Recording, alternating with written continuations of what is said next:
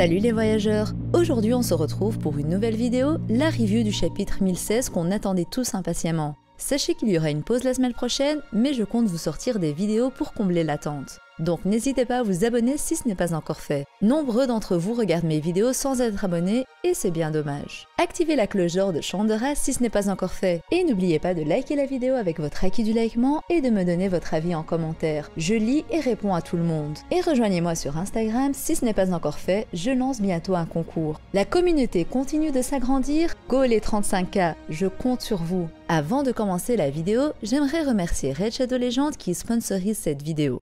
Les vacances d'été tant attendues sont presque arrivées. Que pensez-vous d'enfin sauter le pas et de tester le jeu Raid Shadow Legends? Un jeu gratuit qui vous plaira si vous êtes fan de RPG. Utilisez les liens ci-dessous pour télécharger Raid sur votre téléphone portable ou sur PC. L'univers du jeu est centré sur de la dark fantasy super cool où le but est de collectionner et de débloquer de nouveaux champions en combattant dans des batailles épiques et en traversant des donjons. Pour ma part, ce qui me plaît le plus dans le jeu, c'est la capacité à obtenir de nouveaux champions et pouvoir les monter de niveau afin de s'aventurer dans des terres plus sombres. Je dois bien avouer que ma préférence va pour Astralon qui a un chara-design trop badass et qui est parfait pour les combats en arène. Et puis comme championne, je choisirais Minaya qui malgré son apparence de Blanche-Neige est un parfait support dans les combats. Ce mois, Raid propose de nouveaux événements dont une nouvelle rotation pour la Tour du Malheur. Pour atteindre le sommet, l'invocation de nouveaux champions est nécessaire et ça tombe bien. À l'arrivée de l'été, Raid propose des sorties de nouveaux champions. Il n'y a pas meilleur moment pour tenter l'expérience, car Raid vous offre un tas de nouveaux goodies gratuits et en plus de ça,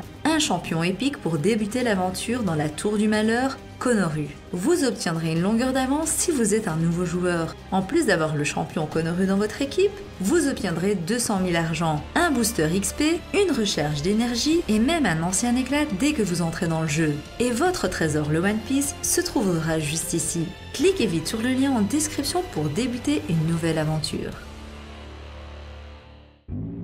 Le chapitre débute à la Flower Capital où on voit les habitants faire la fête car en effet cette fameuse nuit est la nuit du Festival du Feu, mais ce n'est pas tout. Nous apercevons deux personnages importants de l'arc de Wano Kuni, à savoir Tenguyama Hitetsu ainsi que Toko. Le fait que Hiyori ne soit pas à leur côté peut déjà nous mener à la piste que cette dernière n'est pas présente à Wano Kuni et qu'elle soit en réalité déjà sur Onigashima. Ainsi on peut supposer que le personnage mystérieux qui a soigné les fourreaux rouges au chapitre 1004 était bien Hiyori. Même si la théorie que ce soit Toki est toujours intéressante, et ça reste ma théorie préférée concernant ce personnage. Dans le chapitre, Tengu explique à Toko que le Festival du Feu est dédié à la mémoire des défunts, et Otoko lui demande alors si Yasue, son père, assiste également au festival, et Hitetsu lui répond à l'affirmatif en lui disant que Shimotsuki Yasue veille sur eux, mais également sur l'avenir de Wano Kuni. Il est intéressant de noter que le plan fait sur ces personnages est sans nul doute pour nous mettre en avant que ce seront ceux qui aideront Luffy et qui le soigneront. Une idée que j'avais émise pour Hitetsu quand Luffy était dans l'eau. Après tout, il n'y a que deux qui peuvent aider et soigner Luffy.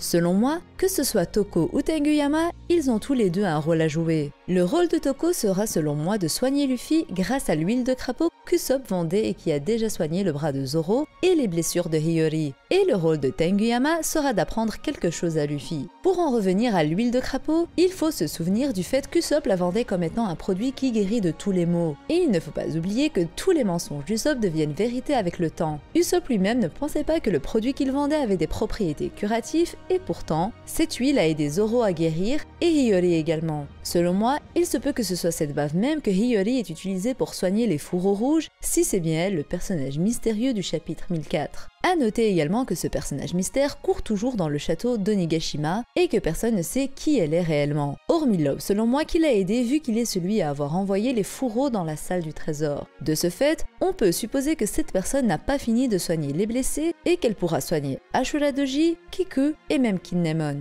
Si l'huile de crapaud est aussi efficace que racontée dans les mensonges d'Usopp, il ne fait aucun doute qu'elle sera mise au cœur de l'histoire pour faire des miracles. Et ça expliquerait pourquoi Oda s'est attardé dessus la présentant par Usopp, mais montrant que Hiyori et Toko l'utilisent réellement, au point même où Toko pense pouvoir guérir Yasue de la mort. Ainsi, même si Luffy a déjà des capacités régénératrices très intéressantes, avec l'huile de crapaud cela lui permettra d'être sur pied comme si de rien n'était. De ce fait, cette fois-ci contrairement aux précédents arcs de One Piece, Luffy vaincra son ennemi Kaido en étant guéri et sur pied, et non pas encore affaibli comme ce fut le cas contre Crocodile, Doflamingo, Katakuri, Moria, etc. etc. Je trouve que ce serait intéressant de procéder de cette manière manière pour mettre en avant que cette fois, Luffy pourra vaincre Kaido bien sûr parce qu'il va power up, mais également parce qu'il sera guéri ou presque de toutes ses blessures. Pour en revenir au chapitre, on retourne sur Onigashima où on retrouve le CP0 qui analyse la situation toujours de la même manière que la dernière fois. Cette fois-ci, ils annoncent que l'équilibre des forces a changé et qu'il n'y a aucune reddition même après la défaite de Luffy. Les subordonnés de Kaido qui étaient au nombre de 24 000 sont passés à 20 000, tandis que du côté de l'Alliance, ils sont passés de 3 000 à 7 000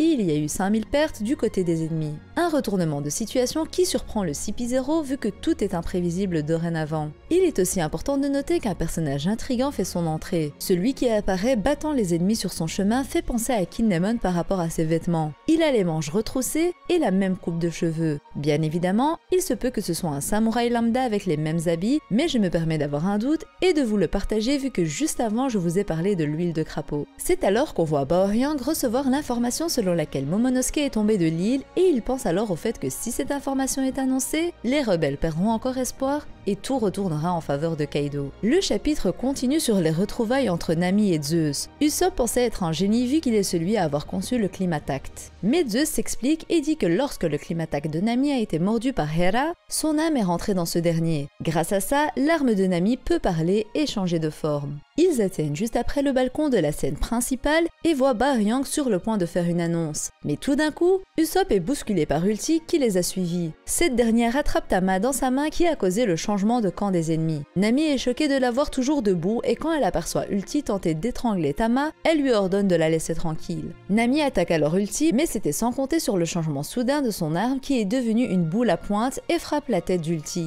Zeus explique à Nami que la peau d'Ulti est peut-être très solide, mais que l'intérieur de son corps est en mauvais état à cause de l'attaque de Big Mom. De cette manière, il suffit d'une seule attaque, un coup de tonnerre pour en finir avec Ulti. Sauf qu'Ulti a toujours en otage Otama jusqu'à ce qu'Usopp qui est à terre entre en jeu et tire une plante Green Star qui pousse d'un coup sur Ulti et qui la fait lâcher Tama sous le coup de la surprise. Nami fait appel alors au Zeus qu'on connaît sous sa forme nuage, mais il lui répond qu'il n'est plus Zeus et qu'elle devra lui donner un nouveau nom. Sauf qu'elle l'appelle Wata, soit coton, ce qui ne plaît pas à Zeus, qui avance être Zeus, le bras droit de Nami. Nami utilise alors l'attaque de Big Mom Raitei pour attaquer Ulti, mais celle-ci parvient à esquiver cette attaque. Mais Zeus qui contrôle ses éclairs suit Ulti et parvient à la frapper, ce qui la fait tomber au sol. Un power-up assez incroyable pour Nami. Baoryang est alors choquée et crie qu'Ulti et Page One sont tous les deux vaincus, mais elle ne s'était pas rendu compte que son mode annonce était toujours activé. De ce fait, toute l'île l'a entendu et on aperçoit les 3 derniers Tobiropo en lice assez choqués de ce qu'ils viennent d'entendre. Mais ce n'est pas tout. Usopp aperçoit alors Baoryang et l'attrape grâce à son attaque Midoriboshi Devil et dit alors à Tama qu'elle peut parler à toute l'île. Tama prend la parole, ce qui étonne Sanji et l'équipage des Hard Kaizoku, mais on n'en sait pas plus sur l'annonce qu'Otama veut passer. Est-ce que le plan de ce trio Nami, Usopp, Tama allait plus loin que simplement distribuer les dingos aux subordonnés de Kaido pour les faire devenir des alliés? C'est une possibilité, mais quel serait donc leur plan? Et quel est le message qu'ils ont décidé de passer? Personnellement, j'aimerais bien avoir une Tama qui dit que Luffy sera le roi des pirates. De cette manière, ça montrera la confiance des alliés envers Luffy et permettra à nouveau de le mettre en lumière. Mais il se peut qu'ils aient pensé plus loin, sachant que l'annonce qu'ils vont faire ne doit pas permettre aux ennemis de prendre le dessus, donc ils ne doivent pas non plus dévoiler leur plan, mais soit passer un message codé, soit juste un message d'encouragement.